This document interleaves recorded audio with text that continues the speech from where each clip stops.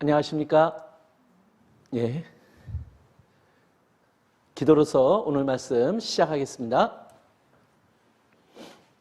은혜와 사랑이 많으신 하나님 감사를 드립니다. 저희를 구원하여 주셔서 천국의 소망을 갖게 하여 주심을 감사를 드립니다. 또한 구원받은 이후에도 저희와 함께 하시며 인도하시고 은혜를 더하심으로 저희들을 또한 보살펴 주심도 감사를 드립니다.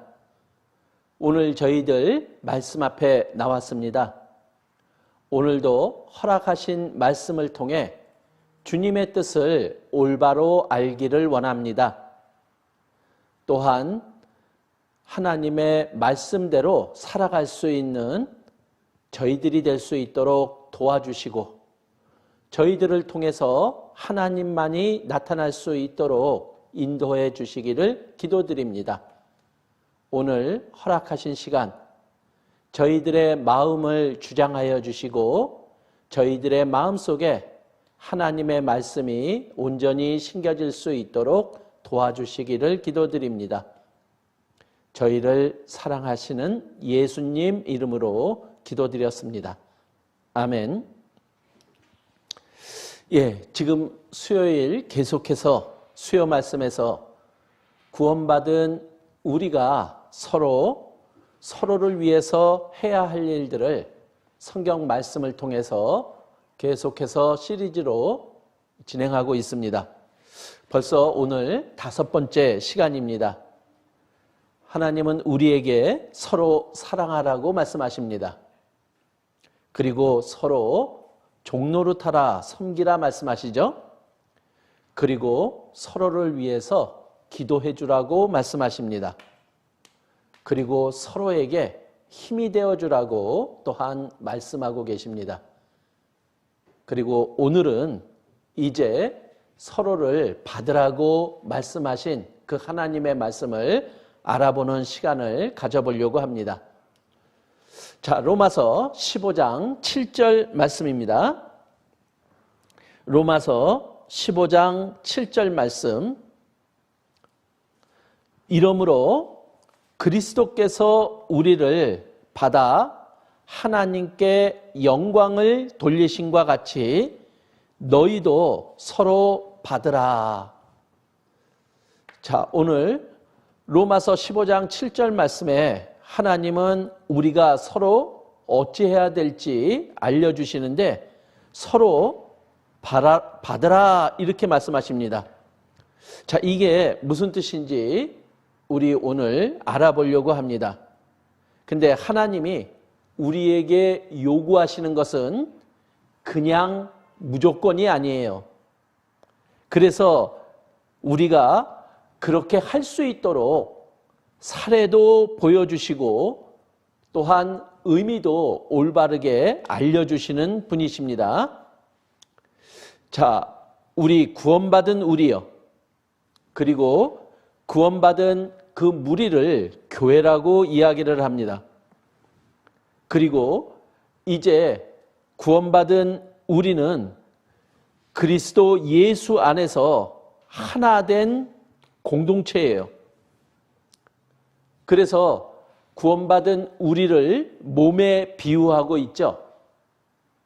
그래서 머리 대신 예수님, 그리고 구원받은 우리 각자가 한 몸의 지체라고 이야기를 하는 거예요. 하나님은 교회를 만물 위에 두셨어요. 이 세상 모든 만물 위에 교회를 두셨기에 이 교회가 너무나 중요한 것입니다. 그리고 이 교회를 통해서 하나님은 하나님의 뜻을 이루어 가시는 거예요. 근데 이 교회 안에 보면요, 많은 차이점들이 있다라는 거예요. 많은 다른 점들이 있어요. 즉, 인종도 다르고 신분도 다릅니다. 성별도 다르고요. 심지어 나이도 다릅니다. 그리고 지식의 정도도 달라요. 이러한 다양한 부분들을 가지고 우리가 구원받고 교회라는 하나된 공동체 안에 있다라는 거예요.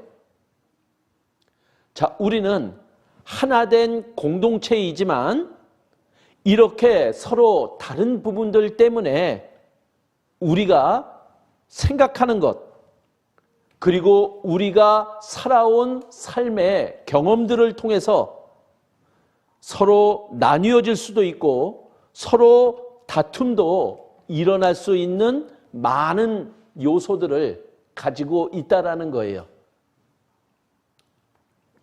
그래서 우리가 이제 교회 안에서 우리가 함께 살아가는데 분명히 이렇게 교회가 나누어지는 것은 막아야 됩니다. 그리고 구원받은 우리 개개인의 성도들은 하나님 안에서 하나가 되어야 되는 거예요. 그래서 어떻게 하면 그렇게 하나가 될 수 있을지를 로마서를 통해서 그 당시 로마 교회에 있었던 나뉘어졌던 상황들과 문제들을 통해서 바로 사도 바울께서 그러한 상황들 속에서 이렇게 해야 된다 하는 가르침을 우리들에게 주셨어요. 로마 시대 때 로마 교회에서 일어났던 그 문제들이 사실은 지금 이 시대에도 우리 교회 안에서 똑같이 일어날 수 있기 때문에 그 사도 바울께서 주신 말씀을 통해서 우리가 오늘 교훈을 받아보는 시간을 가져보려고 합니다. 자, 그래서 그 로마 교회가 형성되어 있던 그 시대에 로마 교회 안에는 그 믿음이 강한 자가 있었고 믿음이 약한 자가 있었다라는 거예요. 그러니까 서로 입장이 달라요. 생각하는 것이 달라요. 그러다가 보니까 서로 나뉘어지는 문제가 발생이 된 거예요. 그래서 사도 바울은 그런 가운데 우리가 어떻게 하나가 되어야 될지, 그래서 우리 각자가 어떻게 해야 될지를 사도 바울은 로마서를 통해서 우리들에게 제시하고 있는 겁니다. 그것을 지금 4가지로 지금 말씀 속에서 정리하고 있는 거예요. 그래서 로마서 14장 1절에서 12절까지의 말씀에는 믿음이 강한 자와 약한 자 모두에게 권하는 말씀입니다. 그것은 뭐냐? 그렇게 서로의 다른 생각들 속에서 서로 비난하지 말라, 이것이 결론이에요. 그리고 이제 믿음이 강한 자에게 또 사도 바울은 권면을 합니다. 믿음이 강한 자는 믿음이 약한 자에 비해서 더 책임감이 있다라고 이야기를 하는 거예요. 그래서 이 본질적이지 않은 문제, 우리 신앙의 가장 중요한 문제가 아닌 사소한 것에서 이 믿음이 약한 자를 넘어지게 하지 말아라 하고 13절에서 23절까지의 말씀에서 이야기하고 있는 거예요. 그리고 또 이어서 강한 자에게, 믿음이 강한 자에게 또 권면을 합니다. 그리스도를 본받아 약한 자를 우선적으로 생각하라 하고 권면하고 있어요.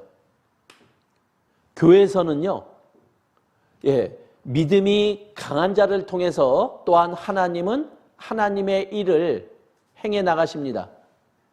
그런데 교회 안에서는 믿음이 약한 자를 중심으로 해서 모든 것들이 진행이 될 수 있도록 해나가시는 거예요.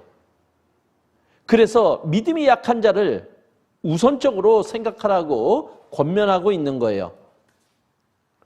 그리고 이제 15장 7절에서 13절까지의 말씀에서는 믿음이 강한 자와 약한 자 모두에게 이렇게 권면합니다.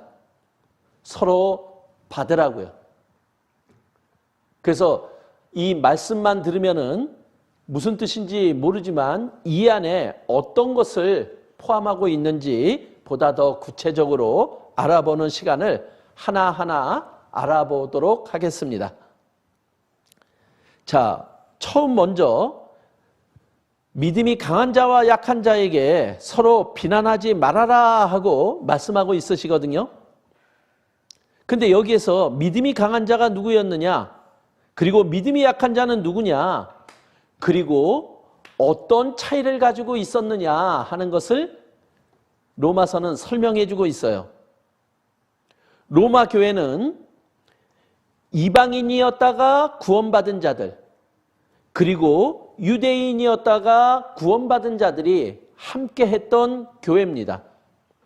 그런데 이 로마 교회는 이방인으로 있다가 구원받은 자가 더 많은 수를 차지하고 있었어요.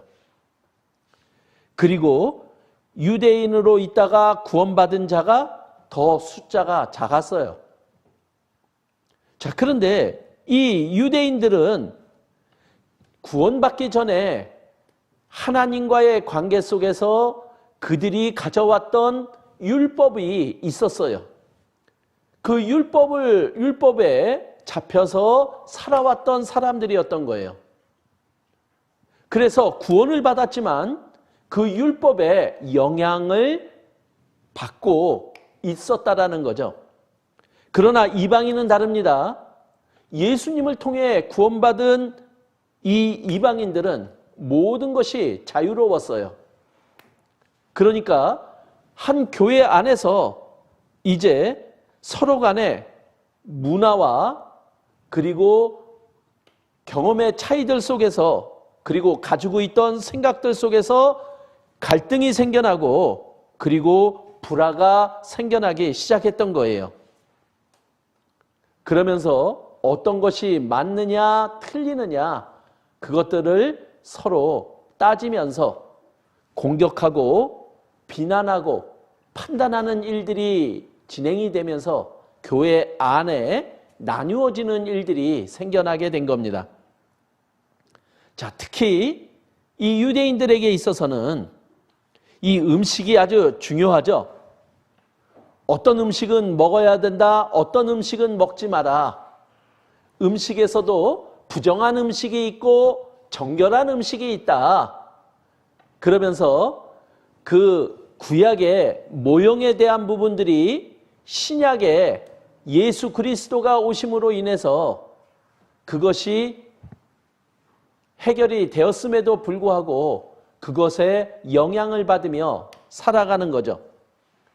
그리고 율법에 보면, 구약 성경에 보면 이 절기 이런 부분들을 지키는 것에 대해서 많은 말씀들이 나오게 됩니다. 그러니까 유대인들은 이것에 잡혀서 살아왔고 구원을 받았지만 영향을 계속 받으며 살아가는 거죠. 그런데 이 이방인으로 있다가 구원받은 자들은 그것에 자유로웠어요. 그러니까 모든 음식은 구애받지 않고 먹는 거예요. 그리고 날은 지켜야 되는 거죠. 6월절 얼마나 중요한 날입니까? 유대인들이 애굽에서 마지막 10번째 재앙을 피해서 양의 피를 발름으로 인해서 그 애굽에서 종노릇하던 그들이 모세의 인도로 애굽에서 탈출하는 일들을 기념하는 거죠. 근데 그 6월절 그것은 구원에 대한 모형이잖아요.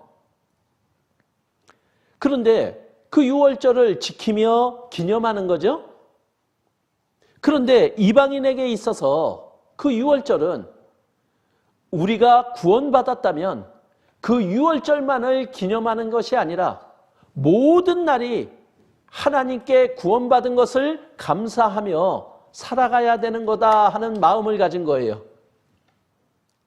자, 그것은 서로에게 어떤 특별한 문제가 있는 것은 아니잖아요. 그러나 자기들이 경험하고 자기들이 가져왔던 삶에 대한 부분들을 가지고 서로 다른 모습으로 부딪히는 거죠. 그래서 이 유대인들, 구원받은 유대인들은 시장에서 고기를 팝니다. 근데 그 많은 고기들이 우상에게 제사를 지낸 음식일 수 있었던 거예요. 그러니까 그것이 양심에 걸려서 그들은 채소만 먹게 되는 거예요. 그리고 조상 때부터 이어져 내려왔던 유대 명절들, 유월절, 오순절 이런 부분들을 갖다가 준수하는 일들을 벌이게 된 거예요.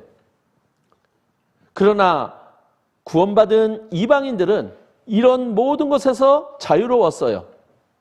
그러니까 서로 자기들의 모습 속에서 그것을 존중하고 이해하기보다는 서로 판단하고 비난하는 일들이 벌어지게 된 거죠. 그러니까 이제 갈등이 시작이 된 겁니다. 자, 그들을 향해서 사도 바울은 로마 14장 1절에 이렇게 이야기를 합니다. 믿음이 연약한 자를 너희가 받되 그 의심하는 바를 비판하지 말라. 자, 믿음이 강한 자들은 믿음이 연약한 자를 그리고 마음속에 의심이 있는 자를 받아들여라 이 얘기예요. 그리고 그 상대방이 의심하고 있는 것, 야, 이 음식 먹어도 되나? 그런데 양심으로는 그것을 먹는 것이 허락되지 않는 거예요.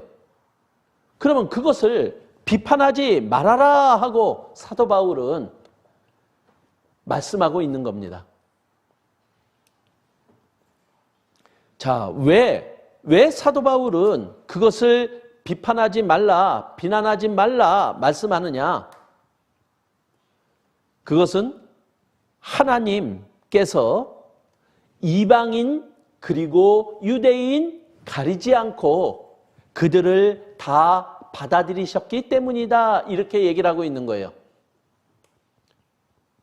그들이 논쟁이 되었던 음식과 절기가 사실은 구원을 받고 신앙생활을 하는데 그렇게 큰 문제가 되지는 않았던 것이었어요. 그렇다면 그것이 문제가 됐다면 분명히 그 앞에 하나님은 그들을 구원해 주실 때 그 부분을 조건으로 내걸었을 거예요. 그러나 그렇지 않았거든요. 그래서 3절에 보면 사도 바울은 이렇게 얘기합니다. 먹는 자는 먹지 않는 자를 업신여기지 말아라. 그래서 우리는 자유롭다. 그러니까 모든 것을 다 먹을 수 있다. 예, 그것은 자기의 믿음과 양심 속에서 할 수 있는 일이에요. 그런데 그것을 가지고 먹지 않는 자를 믿음이 적다라고 얕잡아보고 업신여겨서는 안 된다라는 얘기죠. 그리고 또 먹지 못하는 자는 저 사람들은 너무나 자유롭다. 자기 마음대로 한다. 그러면서 판단하고 있다라는 거예요. 한쪽에서만 문제가 되는 게 아니라 서로가 자기의 입장에서 서로를 판단하고 그리고 비판하는 일들이 벌어지게 되니까 나뉘어지는 일들이 벌어지는 거죠. 그러니까 그것을 가지고 판단하지 말고 서로 받아들여라 이렇게 이야기를 하는 거예요. 그리고 그 비난은 하지 말아라 말씀하고 있는 거죠. 그래서 4절에 보면은 자, 이 판단하는 것은요. 사실은 우리 사람에게 허락되어 있지가 않아요. 이 판단하는 것은 하나님께만 속해 있다라는 거예요. 그러면은 우리가 과연 판단하는 자의 위치에 있을 수 있느냐라는 거예요. 우리가 그 판단하는 자의 위치에 있다라는 것은 하나님의 자리에 있다라고 말씀을 하고 있는 거예요. 그것은 더 큰 죄가 되고 있거든요. 그래서 그 판단이 주인에게 있듯이 하나님에게 있다. 그러니까 우리가 판단하는 일은 하지 말고 비난하지 말아라. 사도 바울은 말씀하고 있는 거죠. 그리고 두 번째로는 그들은 자기들의 생각이 달라요. 구원받은 유대인과 구원받은 이방인들의 생각이 달라요. 근데 그들의 생활과 삶이 그 속에서 하나님의 영광을 위해서 살기 때문에 그것은 문제가 되지 않는다라는 거예요. 절기를 지키고 음식을 먹는데 그들은 하나님 때문에 그것을 먹지 않겠다라고 하는 거예요. 그리고 먹는 자는 하나님이 때문에 모든 것을 먹을 수 있다라고 생각하고 있는 거예요. 그러니까 하나님의 영광을 위해서 행하는 것들은 문제가 되지 않는다라고 이야기를 하는 거예요. 자, 절기, 나를 중히 여기는 유대인, 구원받은 유대인이 있습니다. 근데 그들도 주를 위하여 중히 여기고 있다라는 거예요. 그리고 모든 것을 먹는 자도 주를 위해서 먹고 있다라는 거예요. 그것이 감사한 일이죠. 그래서 그들을 서로 비난하지 말아라. 이렇게 사도 바울은 말하고 있는 거죠. 그리고 또 하나는 14장 10절에 보면은 이 판단하고 업신여기는 거, 이것은 하나님 앞에 반드시 심판받을 일이다 하고 경고하고 있는 거예요. 그래서 우리가 다 하나님의 심판대 앞에 선다라는 것을 사도 바울은 모든 성도들에게 알려주고 있는 거예요. 자, 하나님의 심판대는 모든 것을 가리는 자리입니다. 그리고 심판장은 하나님이신 거예요. 우리가 이 세상에서 심판장의 자리, 하나님의 자리에 설 수 없음을 사도 바울은 모든 성도들에게 지금 알려주고 있는 거예요. 그렇기 때문에 그 부분을 가지고 서로 비난하거나 판단해서는 안 된다라는 것을 말씀해주고 있는 겁니다. 그리고 이제 믿음이 강한 자, 바로 구원받은 이방인들에게 권면을 합니다. 자, 하나님 앞에 무엇이 중요하고 무엇이 중요하지 않은지 그것을 좀 분명하게 가려라, 이렇게 얘기를 하는 거예요. 그래서 이 믿음이 강한 자, 구원받은 이방인들은 우리는 하나님 안에서 자유롭다. 이제 구원받았으니까 모든 것이 자유롭다. 이렇게 여기고 있거든요. 맞습니다. 그러나 그 자유보다 형제 사랑이 더 우선해야 될 것을 말하고 있는 거예요. 그리고 본질적인 것이 있는데 그 비본질적인 것, 그 중요하지 않고 사소한 것들보다 이 본질적인 것이 더 우선되어야 될 것을 말하고 있는 거예요. 그런데 이러한 사소한 것들 때문에, 자기의 자유 때문에 믿음이 약한 자를 넘어지게 하거나 신앙에 문제가 되게 하는 것을 하지 말아라, 이렇게 이야기하고 있는 거예요. 교회 안에서 분쟁이 일어나잖아요. 나뉘어지잖아요. 그러면 믿음이 강한 자에게 더 책임이 크다고 알려주고 있거든요. 왜냐하면 믿음이 강하면은 믿음이 약한 자를 도와주고 그리고 그들의 믿음을 세워줘야 하는 것이 바로 믿음이 강한 자가 교회 안에서 해야 될 일이라는 거예요. 그리고 그것을 통해서 더 믿음을 세워나갈 수 있기 때문에요. 그래서 로마서 14장 15절에 보면은 이렇게 말씀하십니다. 식물, 이 먹는 것을 가지고 형제를 근심하게 하면 먹는 것 때문에 서로 비난하고 다툼이 일어나잖아요. 그런데 그것은 자세히 보면 그 안에 사랑이 없기 때문이다. 이렇게 우리들에게 알려주고 있는 거예요. 그러니까 사랑이 어떤 것을 먹어야 되느냐 말아야 되느냐 이것보다 훨씬 더 앞서야 될 것을 우리들에게 알려주고 있는 거죠. 자, 예수 그리스도께서 우리 대신 십자가에서 죽어주심으로 우리를 구원해 주셨습니다. 모든 사람들의 죄를 다 용서해 주신 거예요. 거기에는 유대인도 제외가 없었고 이방인도 제외가 없었던 거예요. 그런데 먹는 문제 때문에 그들을 망하게 한다면 그것은 분명히 잘못된 거다라고 지금 말하고 있는 거죠. 자, 그래서 나뉘어지잖아요. 그래서 다툼이 일어나잖아요. 그러면 그 결과 어떤 일이 벌어지느냐? 너희의 선한 것이 비방을 받는다. 이렇게 말씀하고 있는 거예요. 그래서 우리가 다툼이 일어나고 나뉘어지는 일이 있게 된다면 바로 우리가 전해야 될 그 복음이 방해를 받게 된다라고 말씀하고 있는 거예요. 그래서 사랑이 더 우선해야 될 것을 이야기하고 있는 거죠.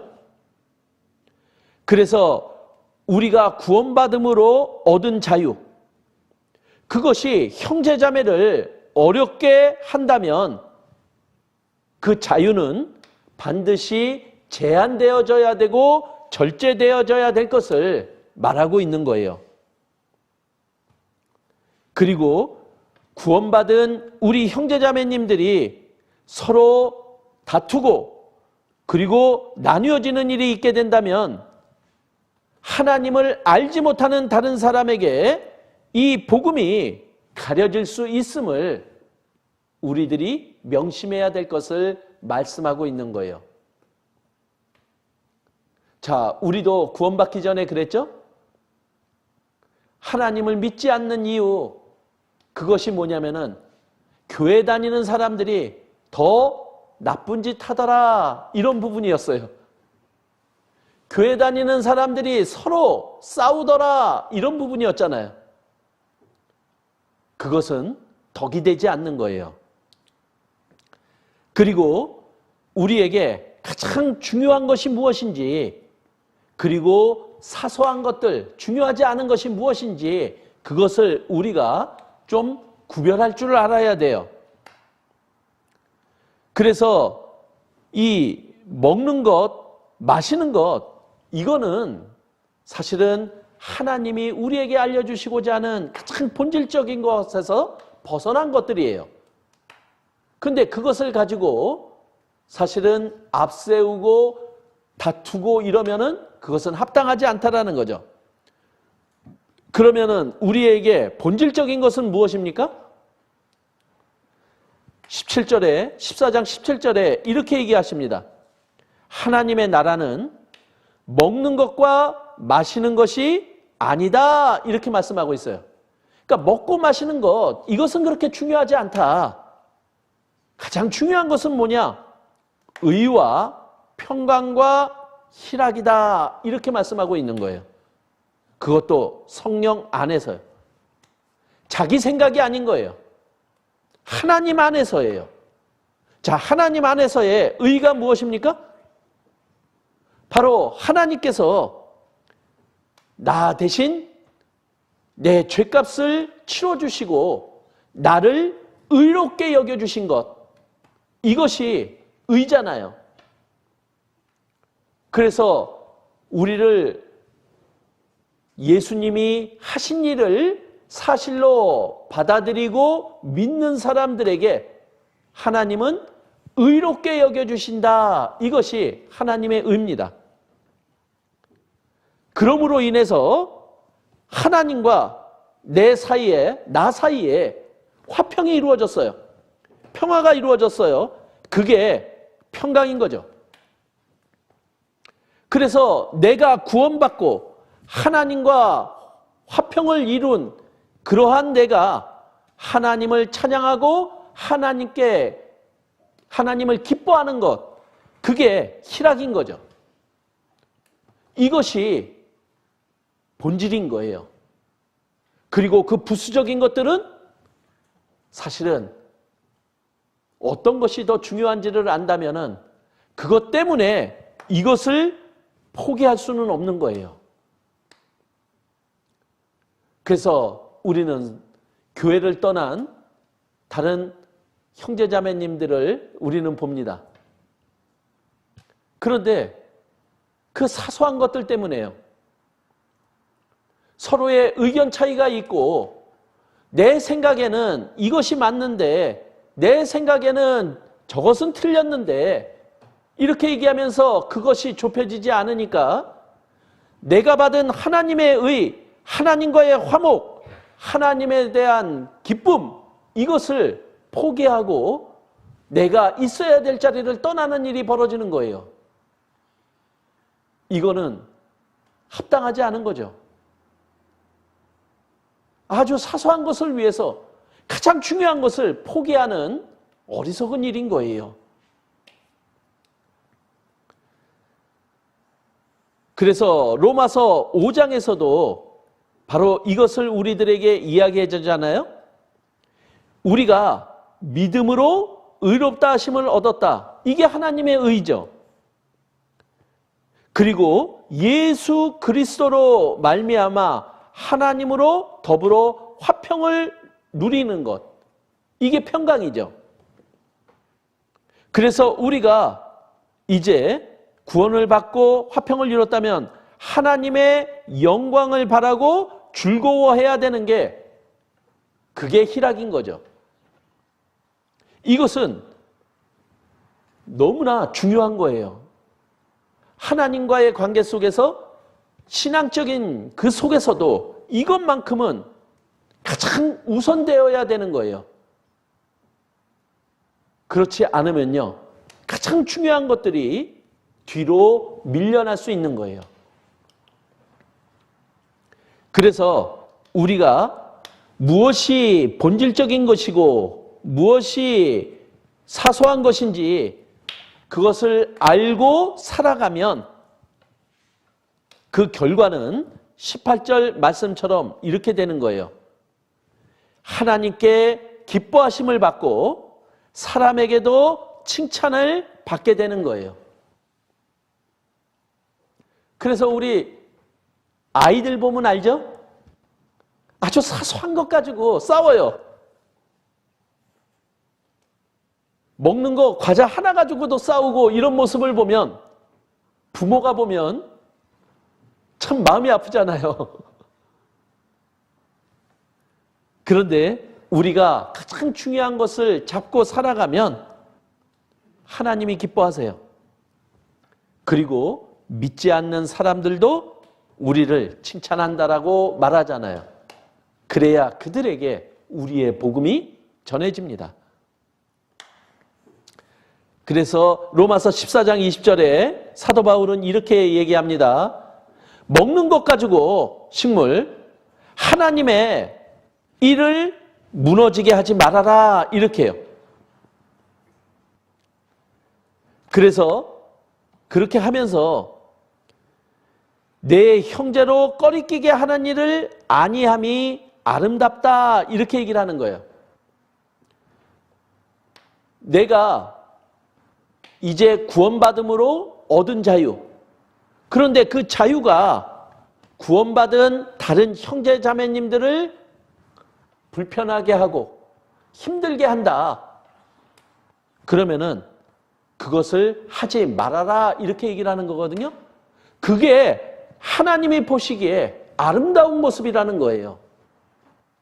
괜찮아. 나는 자유로워. 이게 하나님 앞에 맞는 거야. 그것을 주장하고 나가는 게 아니라 다른 형제자매를 한 번 더 생각하며 형제자매에 대한 사랑의 마음을 가지고 그것을 절제하는 것. 그것이 하나님 앞에 아름답다라고 알려주고 있는 거예요. 자, 그리고 믿음이 강한 자에게 두 번째 권면을 합니다. 자, 그리스도께서 하신 일을 보고 믿음이 약한 자를 먼저 생각하라 이렇게 이야기하고 있거든요. 그래서 로마서 15장에 이 믿음이 강한 자가 약한 자의 약점을 담당하라, 받아라 이렇게 얘기를 합니다. 그리고 그 약한 자를 기쁘게 하라 이렇게 말씀하고 있거든요. 자, 그렇게 말씀한 근거가 뭐냐? 예수 그리스도가 그렇게 하셨으니까예요. 우리가 예수 그리스도를 통해서 구원을 받았다면 예수 그리스도를 쫓아가는 것이 맞다라는 거죠. 그리고 사도 바울은 그래서 우리가 어떻게 해야 될지를 우리를 위해서 기도로 하는 것으로 이 부분을 정리하고 있어요. 세부적으로 더 좀 말씀을 드립니다. 로마서 15장 1절에 믿음이 강한 자가 마땅히 연약한 자의 약점을 담당하라 이렇게 얘기를 합니다. 자, 우리 사람들은 약점들이 있어요. 그리고 사람들이 같이 살아가다가 보면은 그 약점들이 보여요. 근데 그 약점을 가진 사람들은 그것이 약점인 것을 모르는 사람도 많아요. 누구에게는 그 약점이 보이고 누구에게는 그 약점이 보이지가 않아요. 그러면 그 약점이 보인 사람들은 어떻게 해야 될까요? 판단해야 될까요? 비판해야 될까요? 업신여겨야 될까요? 아니요. 그 마음을 갖게 해줬다면 우리는 하나님을 생각함으로 인해서 그것을 도와줘라 이렇게 이야기하고 있는 거죠.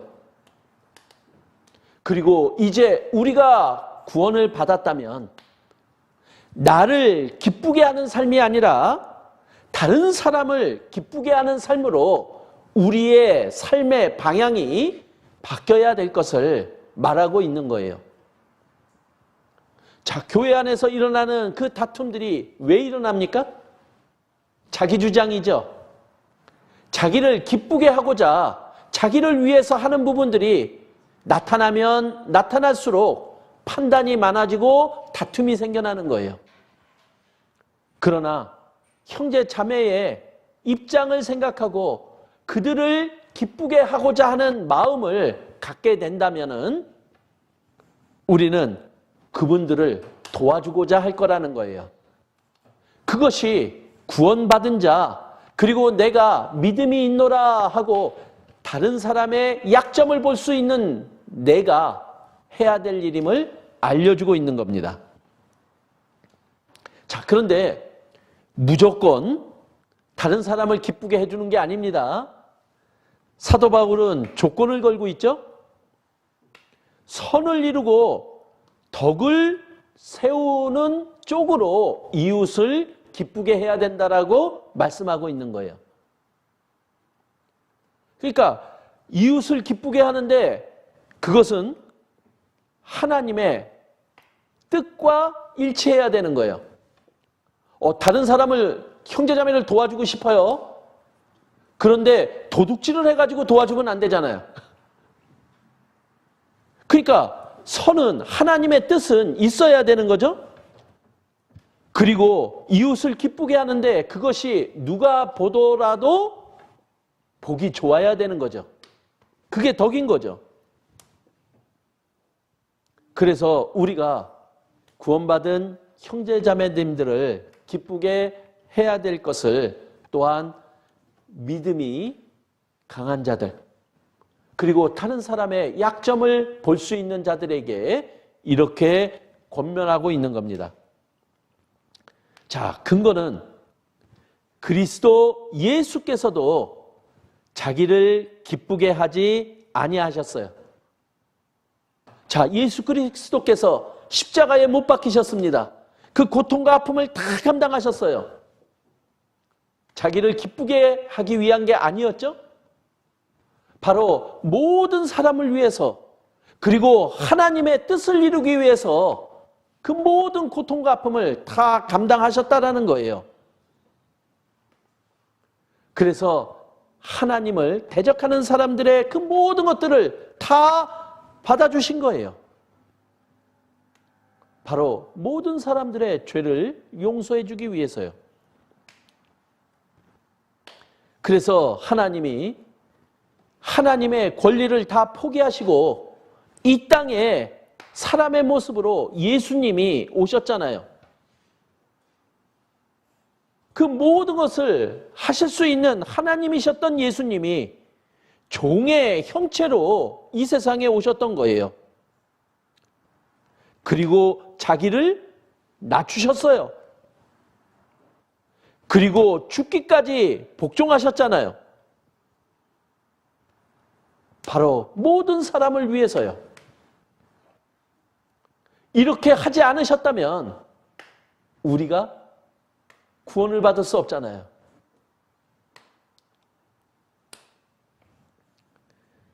그래서 우리 성경에 기록된 거는요, 우리에게 교훈을 주기 위해서라는 거죠. 그래서 이런 일이 진행이 되려면 어떻게 해야 되느냐? 우리는 참아내야 돼요. 이겨내야 돼요. 기다려야 돼요. 그리고 말씀으로 위로를 받음으로 소망을 가져야 되는 거죠. 우리는 우리의 삶의 목적지가 이 세상이 아니잖아요. 우리에게는 천국의 소망이 있잖아요. 그것을 하나님의 말씀으로 받았고, 그렇다면은 우리는 그 과정 속에서 참아내며 기다리는 일들을 우리가 마땅히 해야 될 것을 우리들에게 요구하고 있는 거예요. 그래서 사도 바울은 이 로마 교회를 위해서 이렇게 기도하잖아요. 예수 그리스도를 본받아서 서로 뜻이 같게 하여 주세요. 이렇게 기도합니다. 즉 우리는 교회 안에서 서로를 위하는 그런 마음으로 하나가 되어야 돼요. 우리의 생각은 달라도 하나님의 뜻 안에서 우리는 하나가 되어야 되는 거죠. 그리고 자기 영광을 위해서가 아니라 하나님의 영광을 위해서, 그리고 하나님께 영광을 돌리기 위해서 이렇게 해야 된다라고 사도 바울은 기도하고 있는 거예요. 그 기도가 우리들에게도 요구되는 기도죠. 그래서 교회가 나눠지고 다툼이 있습니다. 그러면은 분명히 하나님의 영광이 가려져요. 그리고 교회가 하나가 되고 서로 뜻이 모아져요. 그러면 그 모습은 하나님께 영광이 돌려지는 거예요.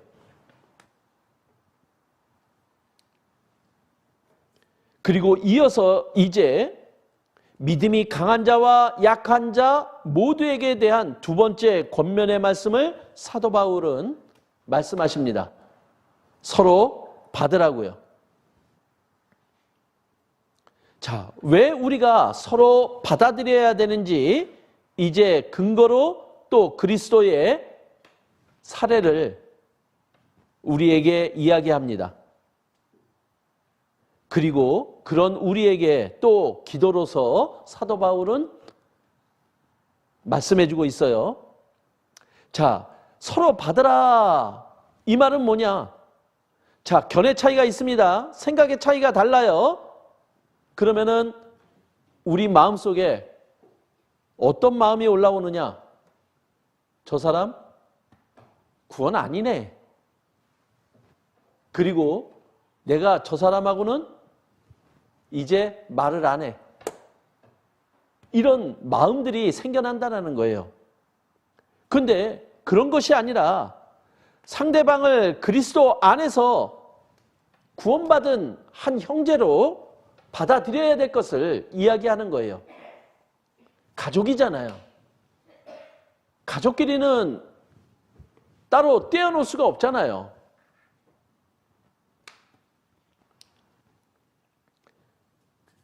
그래서 그리스도께서 우리를 받아 하나님께 영광을 돌리신과 같이 너희도 서로 받으라 이렇게 얘기를 하는 거예요. 그래서 예수 그리스도께서 우리를 받으셨습니다. 우리를 받는 일은 그렇게 쉬운 일이 아니죠. 죄인이었던 우리 각자를 보면은 예수님께서 우리를 받아들이시는 것 참 쉽지 않았을 거예요. 우리의 모든 약점과 우리의 모든 죄가 다 드러나는데 그것을 어떻게 받아들이시겠어요? 그러나 예수 그리스도께서는 그 모든 것들을 받아들이시고 그 모든 죄와 모든 허물을 다 담당하셨잖아요. 그래서 그 담당의 결과가 십자가에서 피 흘려 죽어주시는 일이었잖아요. 그 일로 예수님은 하나님께 영광을 돌리신 거예요. 그러니까 우리도 예수 그리스도를 보면서 형제 자매를 향해서 그렇게 받아들이는 우리가 되어야 된다는 것을 사도 바울은 말씀하고 있는 거예요. 자, 근거는요. 왜 그래야 되느냐? 하나님은 차별이 없었어요. 믿음이 강한 자든 믿음이 약한 자든 허물이 많은 자든 허물이 적은 자든 그것을 다 받아주셨다는 거예요. 그렇게 받아들이니까 하나님께 영광이 되었다라는 거죠. 그렇게 받아들이지 못한다면 하나님의 영광이 가려진다라는 거예요.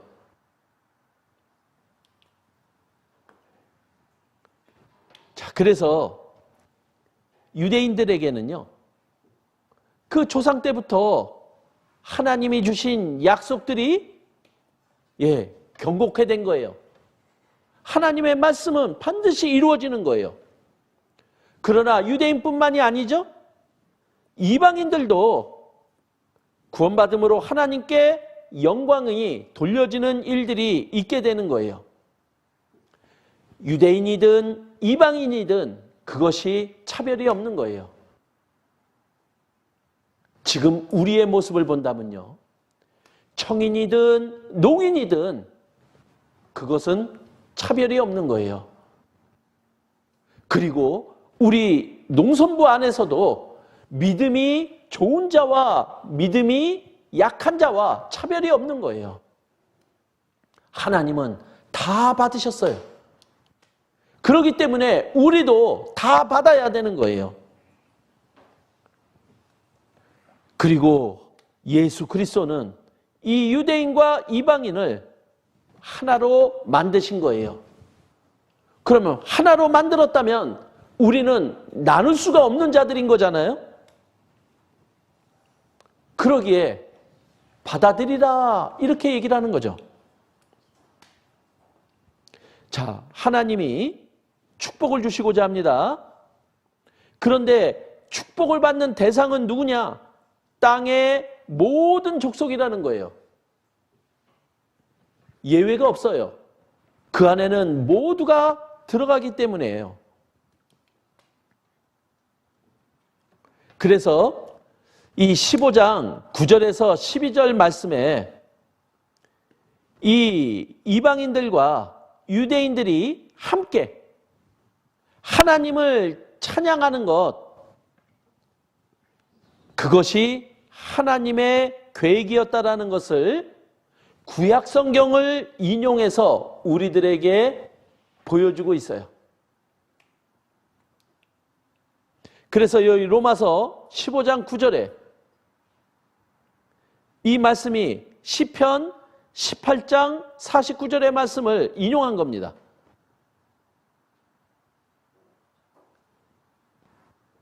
그리고 로마서 15장 10절에도 함께잖아요. 이것도 신명기 32장 43절의 말씀을 인용한 거예요. 로마서 15장 11절 말씀도 시편 117편 1절 말씀을 인용한 거고요. 12절 말씀도 이사야 11장 10절 말씀을 인용한 거예요. 그리고 사도 바울은 이제 그들을 향해서 기도하십니다. 그래서 보면은 어떤 기도를 하느냐?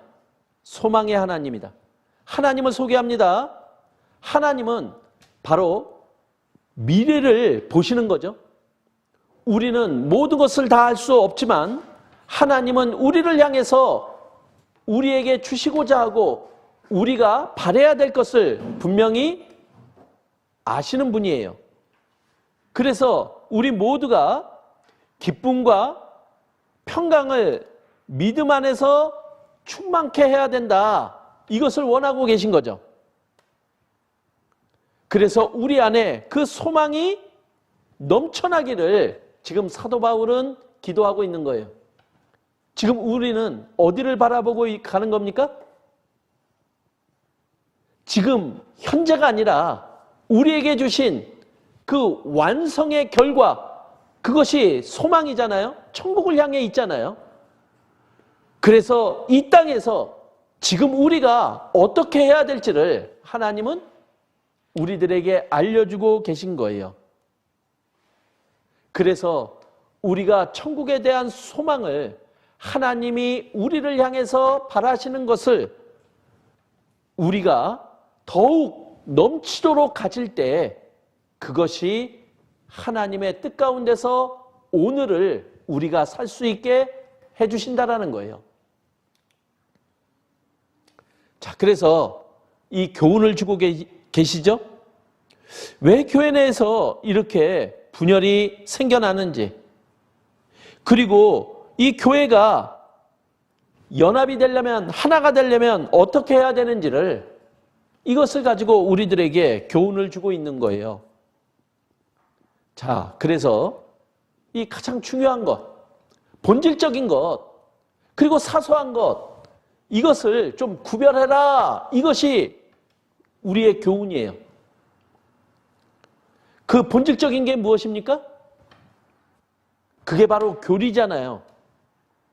어떤 것이 참 기독교인지, 어떤 것이 참 교회인지, 그리고 누가 참 신자인지, 이것이 교리로 우리에게 나타나잖아요. 이거는 양보할 수가 없는 거예요. 이것을 벗어나면 그것은 이단이 되는 거예요. 그래서 우리 삼위일체를 얘기를 하잖아요. 하나님과 예수님과 성령은 하나다. 다 하나님이시다 이거예요. 그런데 예수님을, 신성을 부인해요. 그렇다면 그것은 용납할 수 없는 거예요. 이거는 가장 중요한 거예요. 이거는 본질이에요. 그리고 교회가 무엇입니까? 구원받은 무리잖아요. 그리고 교회가 어떤 것인지, 그리고 그 교회에 하나님이 계셔요. 그 교회를 우리가 올바로 알지 못한다면요, 그거는 잘못된 거다라는 거예요. 우리는 교회를 통해서 우리는 성장하고 하나님의 도움을 받으며 하나님의 뜻을 이루어갈 수 있다라고 말씀하시는 것, 그거는 본질인 거예요. 그리고 구원은 어떻게 받는 겁니까? 이거는 분명하잖아요. 예수님의 피로, 그리고 예수님의 하신 일을 사실로 받아들이는 그 믿음으로 구원받는 거잖아요. 은혜로 구원받는 거잖아요. 이거는 본질인 거예요.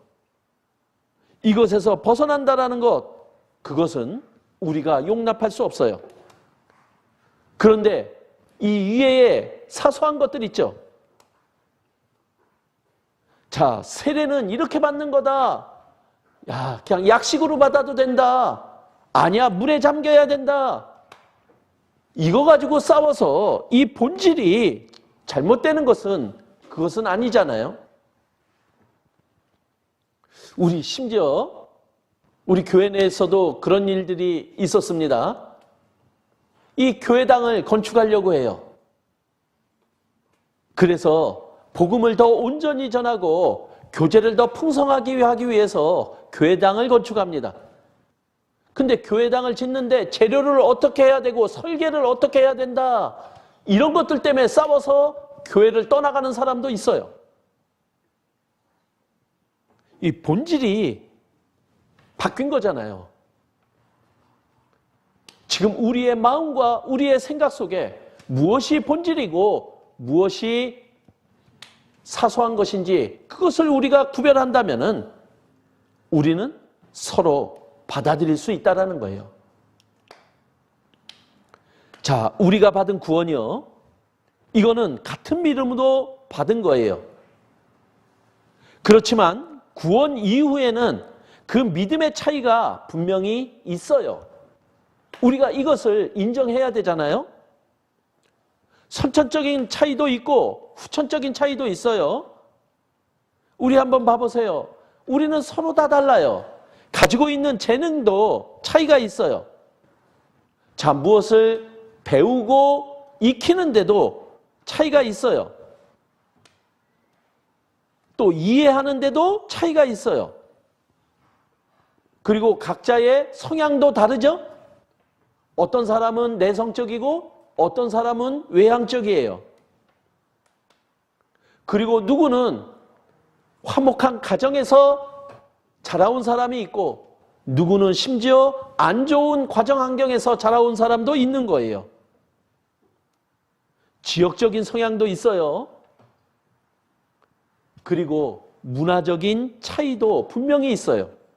이런 내가 선택하지 않은 나에게 주어진 상황 속에서 우리는 서로 다른 차이를 가지고 있다는 거예요. 그리고 구원받은 이후에도 우리 그 믿음의 차이가 다 다르죠? 어떤 사람은 많이 노력하는 사람이 있고 어떤 사람은 덜 노력하는 사람도 있는 거예요. 많은 경험을 한 사람이 있고 경험이 적은 사람도 있는 거예요. 많이 배운 사람도 있고 적게 배운 사람도 있는 거잖아요. 근데 그것이 문제가 되지는 않아요.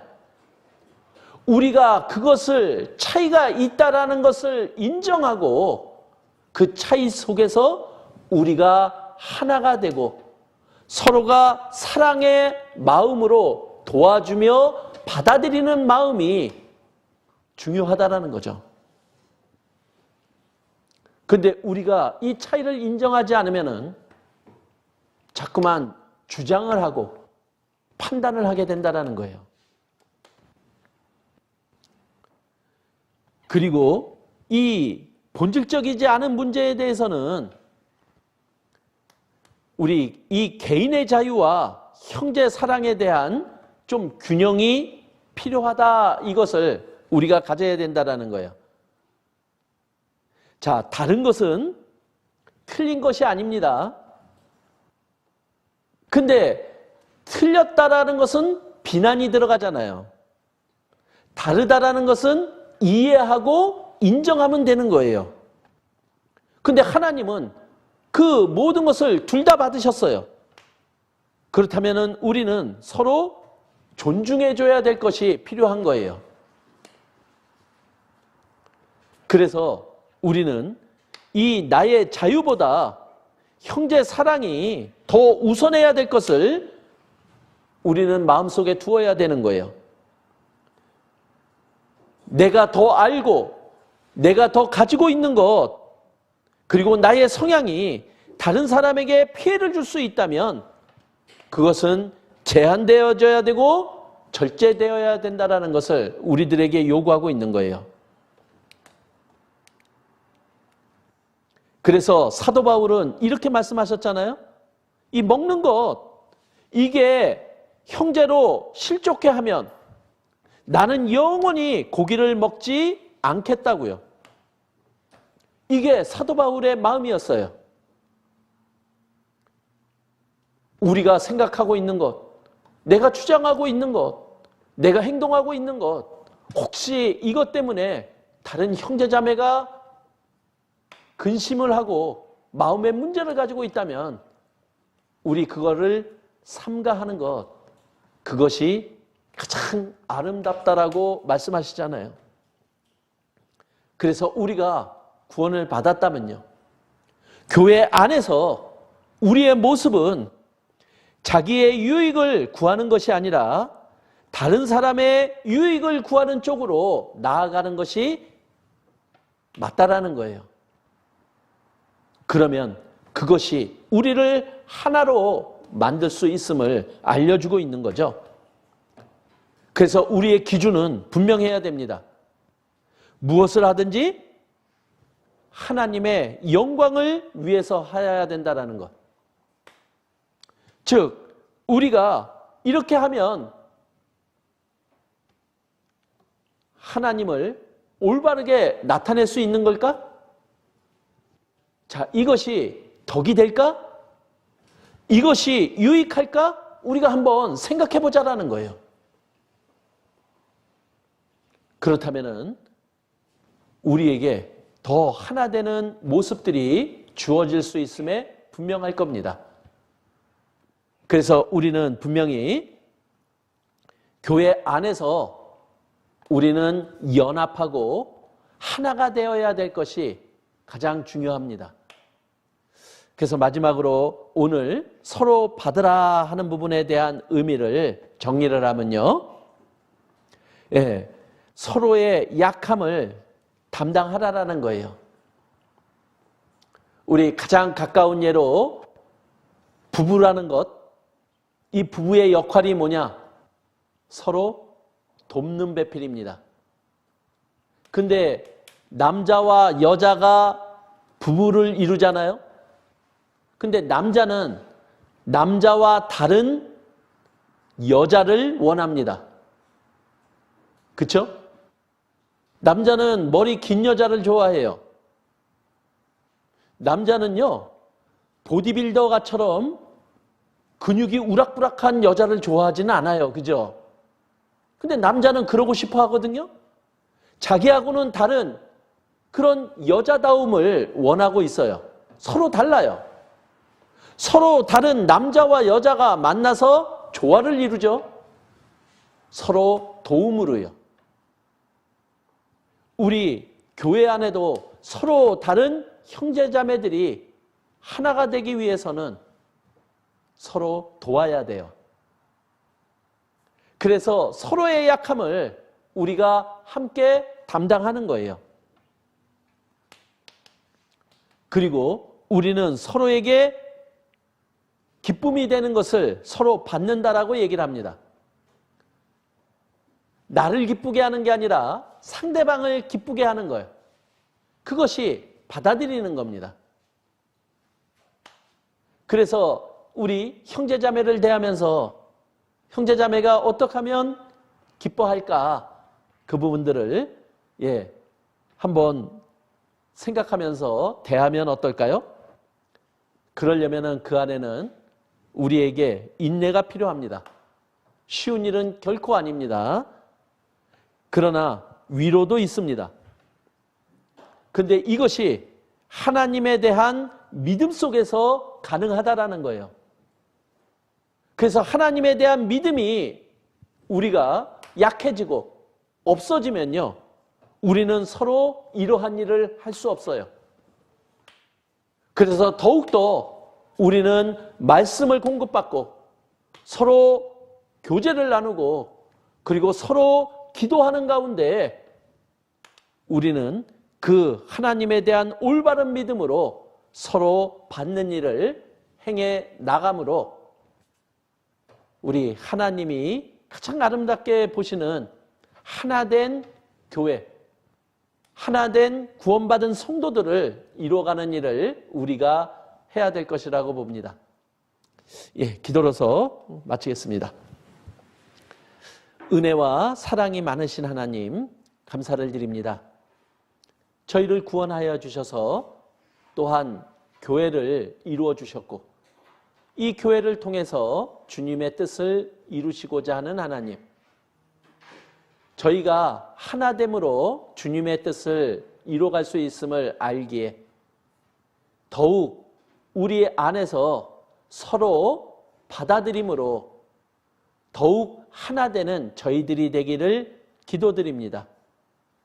서로의 약점을 담당하고 그리고 서로를 도와가며 그리고 서로를 기쁘게 해줌으로 더욱 주님이 보시기에 아름다운 하나된 교회가 될 수 있도록 도와주시고 저희의 마음도 그 마음으로 만들어 주시기를 하나님께 기도드립니다. 그래서 저희들을 통해 하나님의 뜻이 온전히 이루어질 수 있기를 기도드립니다.